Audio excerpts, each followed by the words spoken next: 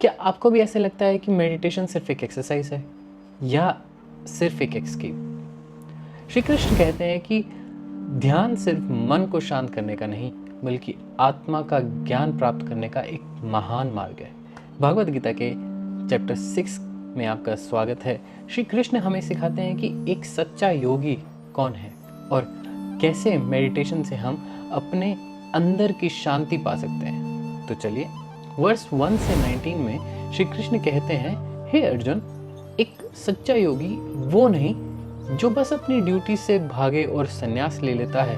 असली योगी तो वो है जो अपने कर्मों को करते हुए भी एक दृष्टा बन जाता है, ना फल की इच्छा करता है, ना उसमें आसक्ति रखता है। फिर श्री कृष्ण ये समझाते हैं कि एक योगी अपने मन और इंद्रियों को कंट्रोल में रखते हुए कैसे एक समर्पित जीवन जीता है। तो श्री कृष्ण कहते हैं, जो इंसान सब प्राणियों में एकता देखता है और सुख दुख में समान रहता है, वही असली योगी कहलाता है। तो वर्स 10 से 17 में बताया गया है, श्री कृष्ण ध्यान के महत्व पर जोर डालते हैं। कहते हैं, हे अर्जुन, एक योगी के लिए जरूरी है कि वो एक शांत जगह पर बैठकर अपने मन को कंट्रोल करे। जो इंसान अपने ध्यान को एक लक्ष्य पर टिकाता है, वही समाधि को प्राप्त करता है। फिर वो ध्यान करने का एक सही तरीका समझाते हैं। एक योगी को एक सुखद और स्थिर आसना में बैठना चाहिए, मन को भटकने से रोकना चाहिए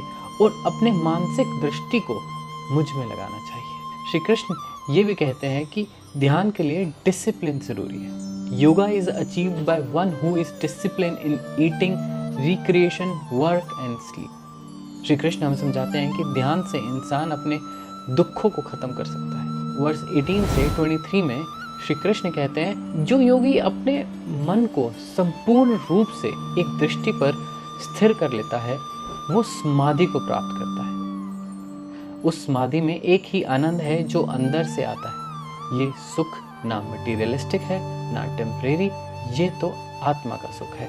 फिर वो समाधि की अवस्था का वर्णन करते हैं। When the mind is restrained and rest in the self, one experiences inner joy. Shri Krishna समझाते हैं कि एक योगी अपने अंदर की शांति को ढूंढ लेता है। उसके लिए सुख और दुख एक समान हो जाते हैं। इसके बाद 24 से 32 वर्ष में श्री कृष्ण कहते हैं कि हे अर्जुन, एक योगी सब प्राणियों में एक समान आत्मा को देखता है। वो समझता है कि सभी जीव मेरे ही रूप हैं और इसलिए ना वो किसी से दूर होता है, ना किसी के पास। एक योगी सब में खुद को देखता है और खुद में सबको। इसका संस्कृत वाक्य ये है। श्री कृष्ण कहते हैं कि एक सच्चा योगी वो है जो अपने शत्रु और मित्र को एक ही दृष्टि से देखे और किसी के प्रति द्वेष न रखे। वर्ष 33 से 47 में अर्जुन श्री कृष्ण से पूछते हैं, हे कृष्ण, अगर कोई योगी ध्यान के रास्ते पर चलता है पर बीच में गिर जाता है तो उसका क्या होगा? क्या उसका सारा प्रयास व्यर्थ हो जाता है? श्री कृष्ण मुस्कुराते हैं और शांति से कहते हैं कि अर्जुन, एक योगी का प्रयास कभी व्यर्थ नहीं होता।